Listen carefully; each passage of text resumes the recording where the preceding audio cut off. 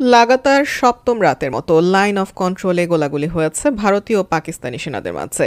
বুধবার ৩০ এপ্রিল রাতে কুপওয়ারা, উরি এবং আখনুর সেক্টরের বিভিন্ন এলাকায় চলে এই পাল্টাপাল্টি গুলিবর্ষণ।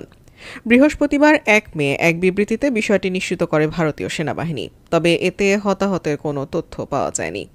নয়াদিল্লির অভিযোগ, সীমান্তের নিয়ন্ত্রণ রেখা বরাবর প্রথমে গুলি চালায় পাক সেনারা, জবাবে পাল্টা গুলি ছোঁড়ে ভারতীয় সেনারা। এর আগে ভারত নিয়ন্ত্রিত কাশ্মীরের পেহেলগামে সন্ত্রাসী হামলায় নিহত হন ২৬ জন, যার জেরে ব্যাপক উত্তেজনা ছড়ায় প্রতিবেশী দুদেশের সম্পর্কে।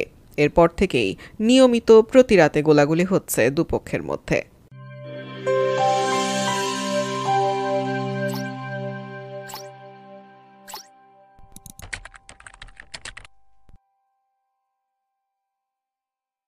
ভারত ও পাকিস্তানের মাঝে চলমান উত্তেজনা কমাতে দুদেশের দুই নীতি নির্ধারকদের সঙ্গে ফোন কলে কথা বলেছেন মার্কিন পররাষ্ট্রমন্ত্রী মার্কো রুবিও। এ সময় তাদেরকে উত্তেজনা কমানোর আহ্বান জানান তিনি।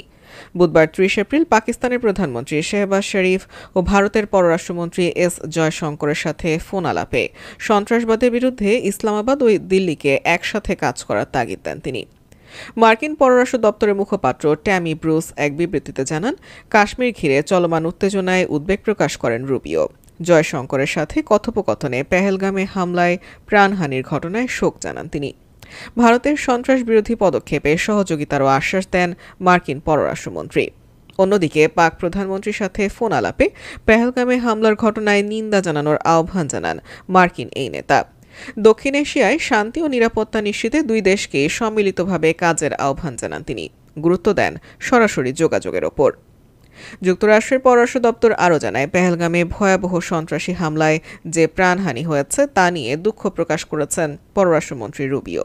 সন্ত্রাসের বিরুদ্ধে ভারতের সঙ্গে একজোট হয়ে কাজ করায় যুক্তরাষ্ট্রের যে প্রতিশ্রুতি রয়েছে তাও পুনর্ব্যক্ত করেন তিনি। একই সঙ্গে উত্তেজনা কমাতে এবং দক্ষিণ এশিয়ায় শান্তি ও নিরাপত্তা বজায় রাখতে পাকিস্তানের সঙ্গে কাজ করার জন্য ভারতের প্রতি আহ্বান জানিয়েছেন তিনি।